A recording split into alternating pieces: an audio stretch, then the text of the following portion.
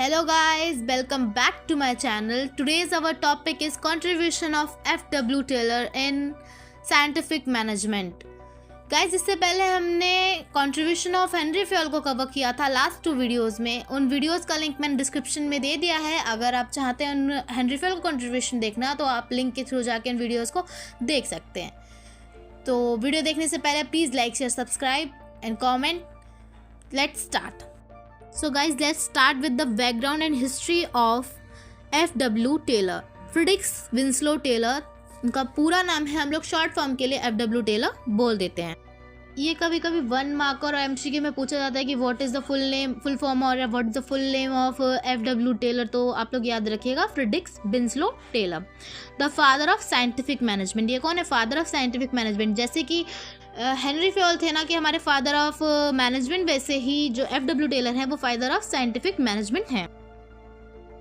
The first efficiency expert. Efficiency का meaning आप सब जानते होंगे, ऑप्टिमम यूटिलाइजेशन ऑफ रिसोर्सेज. लेकिन अगर आपको इसकी मीनिंग में कोई भी प्रॉब्लम है या नहीं समझ में आ रहा है तो मैंने इसका ऑलरेडी डिटेल्ड वीडियो अपलोड किया हुआ है.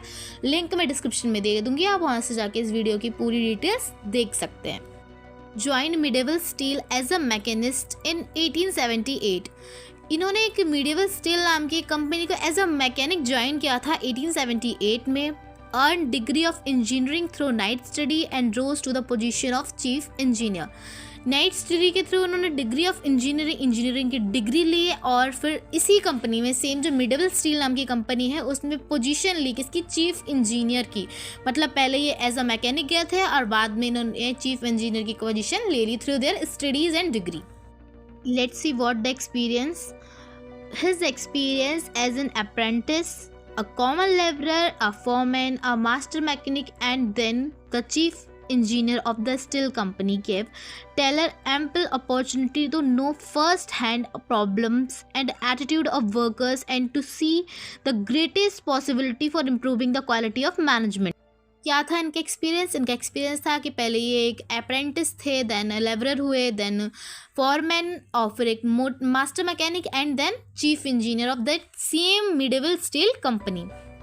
टेलर की जो स्किल्स थी, वो अपॉर्चुनिटी थी, ये भाई वो फर्स्ट हैंडेड प्रॉब्लम को जान सकते थे, एटीट्यूड देखते थे किसका? वर्कर्स का देखते थे, और पॉसिबिलिटीज़ देखते थे कि क्या पॉसिबिलिटीज़ हो सकती है, और इम्प्रूव करते थे क्वालिटी ऑफ मैनेजमेंट, जिसके थ्रू वो फर्स्ट इफिशियंसी एक्सपर्ट बने थे. ओके.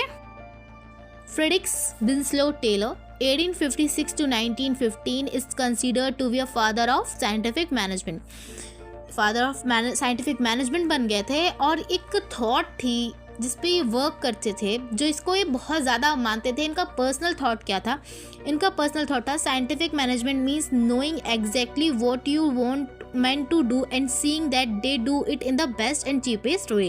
F.W. टेलर ऐसा मानते थे कि जो भी हमें काम करना है, मतलब एग्जैक्टली मैन को पता होना चाहिए, एक पर्सन को पता होना चाहिए कि उसे करना क्या है, और फिर उसको ये भी पता होना चाहिए कि उसका बेस्ट वे क्या है, कि किस तरीके से वो उस काम को करने वाला है, और ये भी देखना है कि वो चीपेस्ट वे में हो. कोई मतलब ऐसा ना हो कि बहुत कॉस्टली हो, चीपेस्ट वे, जितना हो सकता है उतने सस्ते में वो काम हो जाए.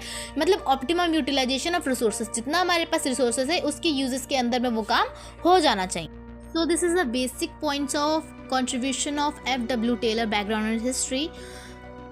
अगर एग्ज़ाम में 6 मार्क में अगर ये क्वेश्चन आ रहा है तो आप सबसे पहले कंट्रीब्यूशन लिख सकते हैं, फिर उसके बाद में प्रिंसिपल्स एंड देन टेक्निक्स. ऐसा ही सेम हमें ग्रेजुएशन में करना है. ग्रेजुएशन में मे बी 15 मार्क का में भी आ सकता है, 25 मार्क का में भी आ सकता है. तो वो अब पहले आप कंट्रीब्यूशन में कुछ पॉइंट्स को एक्सप्लेन कर दीजिए, फिर उसके बाद में प्रिंसिपल्स एंड लास्ट में टेक्निक्स. तो आपका जो मार्क्स होंगे वो फुल मार्क्स मिलेंगे इसमें, क्योंकि कंट्रीब्यूशन और प्रिंसिपल और टेक्निक एक फुल कंट्रीब्यूशन हो जाएगा किसका? F.W. टेलर का. See what's our next topic? Our next topic is principles of scientific management. There are some principles of scientific management by F.W. Taylor. The first one is science not rule of thumb. Second one is harmony not discord. Third one is cooperation not individualism. And fourth one is development of worker through scientific selection and training. Let's see their explanation. So what was the rule of thumb? Rule of thumb का meaning था कि जो managers हुआ करते थे वो observation के बिना ही ये बोल दिया करते थे कि हाँ वर्क कंप्लीट हो गया।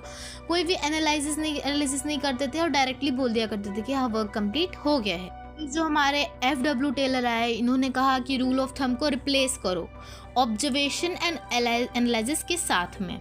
फुल ऑब्जर्वेशन करो, एनालाइज करो एंड फिर बोलो कि वर्क कंप्लीट हुआ है या नहीं।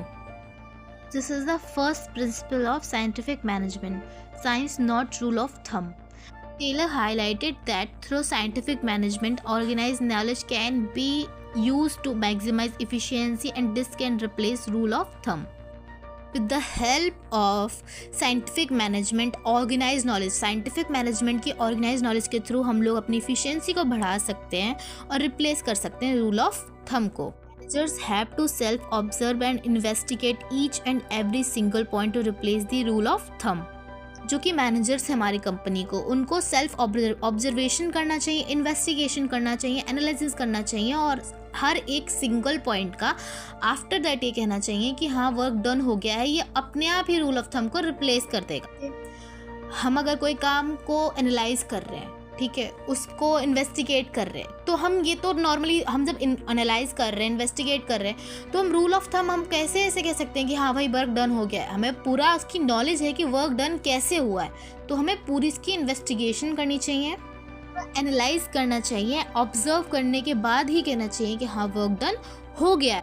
ये अपने आप ही रूल ऑफ थंब को हटा देगा, रिप्लेस कर देगा और एफिशिएंसी भी लेकर आएगा हमारे मैनेजमेंट में।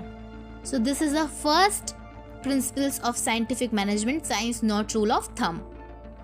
Let's see what's our next principle. Next principle is harmony not discord. Harmony not discord का मीनिंग है कि हम जो भी वर्क कर रहे हैं, ग्रुप में जो वर्क कर रहे हैं, उसमें हमें वेल कोऑर्डिनेशन रखना है पहली बात तो, जो कि हमारे आउटपुट को मैक्सिमाइज करने में हेल्प करेगा, और म्यूचुअल अंडरस्टैंडिंग रखनी है, ठीक है, एक बेटर रिलेशनशिप रखना है बिटवीन टू एम्प्लॉयज़ और मैनेजर्स, और मतलब कोई भी जो पर्सन है हमारे सामने उसके साथ हमें एक बेटर कम्युनिकेशन डेवलप करना है, वेल कोऑर्डिनेट करना है, म्यूचुअल अंडरस्टैंडिंग रखनी है, ठीक है। ऐसा कुछ भी नहीं करना है जो कि एक ग्रुप ना करता हो, एक टीम स्पिरिट के थ्रू हमें वर्क करना पड़ता है हार्मनी नॉट डिस्कॉर्ड के प्रिंसिपल के through. According to FW Taylor, in every organization, the group action should be well coordinated and employees have mutual understanding, respect for everyone in the organization. According to FW Taylor, कि जो हम group में action कर रहे हैं उसमें हमें coordination रखना है, हर एम्प्लॉय के लिए एक म्यूचुअल अंडरस्टैंडिंग और रिस्पेक्ट रखनी है, जो भी हमारी ऑर्गेनाइजेशन में है, टॉप लेवल के पर्सन है, लोअर लेवल के हैं, मिडिल लेवल के लिए, हर एक पर्सन को एक अनदर पर्सन के लिए रिस्पेक्ट, अंडरस्टैंडिंग एंड एक कोऑर्डिनेशन डेवलप करके रखना है किसी भी ग्रुप वर्क में। This is our second principles of FW Taylor, ठीक है। Let's see our next principle. Next principle is cooperation not individualism. Cooperation not individualism का मीनिंग होता है कि जो कोऑर्डिनेशन है एक ग्रुप में, वो किसी एक पर्सन की रिस्पॉन्सिबिलिटी नहीं होती है, उसे हर एक प्रिंसिपल को क्रिएट करना होता है। एग्जाम्पल, एक ग्रुप है, उसमें ABCDEFGH बहुत सारे पीपल्स वर्क कर रहे हैं, तो क्या हम कहेंगे कि कोऑर्डिनेशन की रिस्पॉन्सिबिलिटी सिर्फ मैनेजर की होगी, मतलब एक ही होगी? ऐसा नहीं है, कोऑर्डिनेशन सबको क्रिएट करना, जितने भी एम्प्लॉयज़, जितने भी मैनेजर्स, जितने भी सबऑर्डिनेट्स जो भी वर्क कर रहे हैं, उन सबकी रिस्पॉन्सिबिलिटी है कि ऑर्गेनाइजेशन में वेल कोऑर्डिनेशन को क्रिएट करना है, किसी एक इंडिविजुअल की रिस्पॉन्सिबिलिटी नहीं है ये। According to FW Taylor, there should be proper coordination between workers and management. Coordination is not the responsibility of a single person. Everyone have to create it. According to FW Taylor, proper coordination होना चाहिए किसके बीच में? Workers और management के बीच में, ताकि वो efficiency ला सके मैनेजमेंट में। कोऑर्डिनेशन किसी एक सिंगल पर्सन की रिस्पॉन्सिबिलिटी नहीं है कि वो उसको क्रिएट करे, मतलब मैनेजर की रिस्पॉन्सिबिलिटी नहीं है कि वो कोऑर्डिनेशन को क्रिएट करे, हर एक एम्प्लॉय को उसको क्रिएट करना ही पड़ेगा। कोऑर्डिनेशन का मीनिंग क्या होता है? कोऑर्डिनेशन का हिंदी मीनिंग होता है कि तालमेल। तो तालमेल मतलब आप किसी के साथ कोऑपरेट ही नहीं करोगे तो फिर कोऑर्डिनेशन कोई सेकंड पर्सन ला कैसे सकता? Everyone have to cooperate to create a better coordination in organization.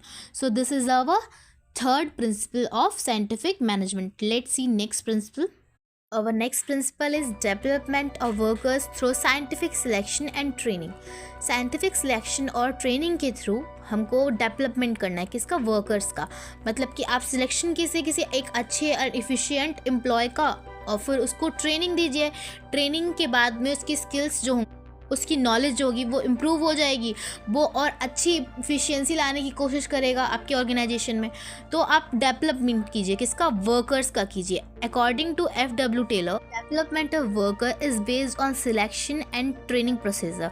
After selection procedures worker should assign job as per intellectual and physical capability followed by training. According to F.W. Taylor कि पहले तो selection कीजिए development के basis पे कि आपको development करवाना है वर्कर्स का. सिलेक्शन कीजिए, उन्हें ट्रेनिंग दीजिए. फिर आफ्टर सिलेक्शन प्रोसेस, सिलेक्शन करने के बाद में जॉब को दीजिए किसको, उस एम्प्लॉय को जिसको आपने ट्रेनिंग दी है और जिस तरीका की ट्रेनिंग दी है उसी तरीका का वर्क दीजिए. ऐसा एम्प्लॉय आपकी कंपनी में इफ़िशियंसी लाएगा, इफ़िशियंसी एंड मैनेजमेंट को इम्प्रूव करेगा. So these are the 4 principles of scientific management by F.W. Taylor. Next, see our next topic. F.W. Taylor suggests different kinds of techniques for scientific management. F.W. Taylor ने बहुत तरीके की techniques भी दी हैं scientific management में efficiency लाने के लिए. से अभी हमने प्रिंसिपल्स पढ़े, अब हम इसकी टेक्निक्स पढ़ेंगे. किसकी, साइंटिफिक मैनेजमेंट की जो टेक्निक्स हैं वो पढ़ेंगे. नेक्स्ट वीडियो जो हमारी होगी वो टेक्निक्स के ऊपर होगी. आई होप आपको ये वीडियो समझ में आया होगा. तो तब तक के लिए like share subscribe and thank you for watching.